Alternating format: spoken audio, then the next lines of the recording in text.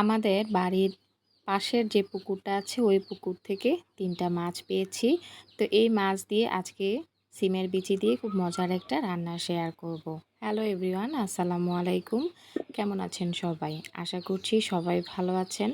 আলহামদুলিল্লাহ আমরাও ভালো আছি। বেশ কিছুদিন আগে কিছু সিম আমি ফ্রোজেন করে রেখেছিলাম। তো আজকে এই টাটকা মাছগুলা দেখে মনে হলো যে এই মাছগুলা দিয়ে যদি আমি সিমের বিচিটা রান্না করি তাহলে খেতে বেশ ভালো লাগবে। এখন কিন্তু বেশ অনেক গরম পড়ছে। এত গরমে কম মশলা আর কম তেলে খাবার খাওয়াটাই সবচাইতে ভালো। তো বেশ কিছুদিন ধরেই আমি সিমের বিচি কী দিয়ে রান্না করব সেটা চিন্তা করছিলাম। তো আজকে যখন দেখলাম পুকুর থেকে এত বড় বড় মাছ নিয়ে এসেছে তখনই চিন্তা করলাম যে এইগুলা এরকম বড় মাছ দিয়ে রান্না করলে খেতে বেশ ভালো লাগবে।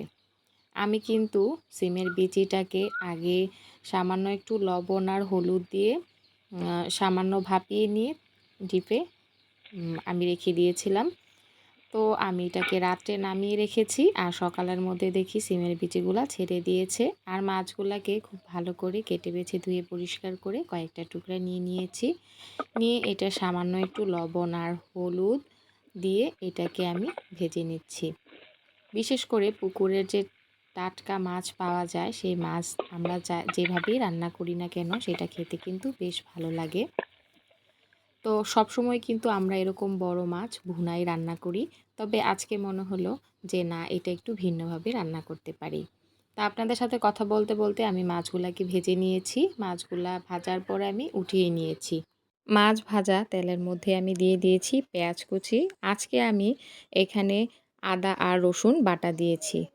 পেঁয়াজ বাটাটা আর দেওয়া হয়নি, যেহেতু আমি এখানে পেঁয়াজ কুচি দিয়েছি। দিয়ে সবগুলা মশলা আমি বেশ কিছুটা সময় ধরে কষিয়ে নিব, যেন এটার থেকে কাঁচা স্মেলটা চলে যায়।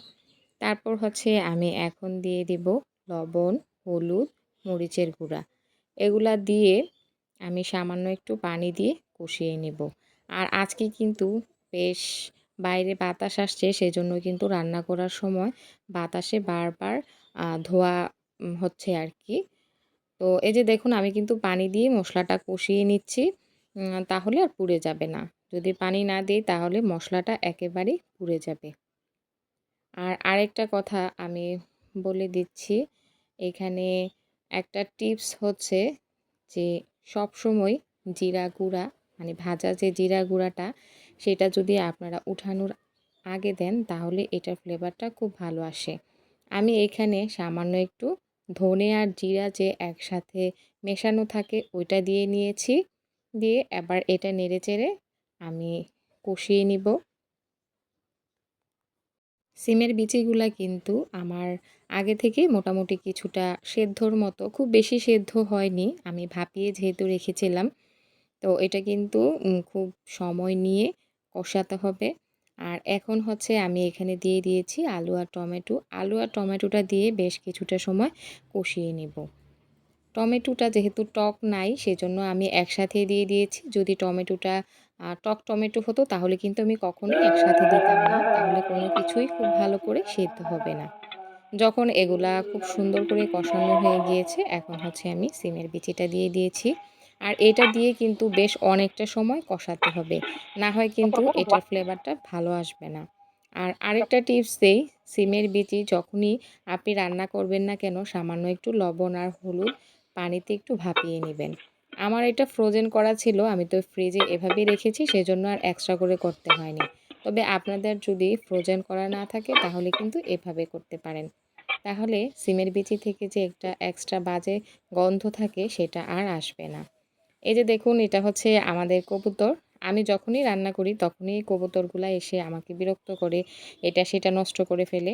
অনেকেই পছন্দ করেন কবুতর। এর আগে একটা ভাইয়া কমেন্ট করেছিলেন যে ওনার কাছে রান্নার ফাঁকে ফাঁকে কবুতর যে আসে ওইটা দেখতে ভালো লাগে। তো এই তো আমি হচ্ছে যে বেশ অনেকটা সময় ধরে কষিয়েছি। তারপরে হালকা কুসুম গরম পানি দিয়ে দিয়েছি। ঝোলের পরিমাণ একটু বেশি দিয়েছি কারণ এটা কিন্তু সেদ্ধ হবে। আবার এটা ঝোলের পরিমাণ একটু বেশি দিলেই ভালো হয়, কারণ সিমের বিচি আর আলু দুইটা কিন্তু রান্না করার পরে ঝোল একটু শুকিয়ে যায়। সেজন্য ঝোলটা যখন কিছুটা ফুটে উঠেছে তখন আমি মাছগুলাকে দিয়ে দিয়েছি। দিয়ে বেশ কিছুটা সময় নেড়েচেড়ে ভালো করে সেদ্ধ করে নিয়েছি। আর এখানে নামানোর আগে আমি সামান্য একটু ধনেপাতাও দিয়েছি।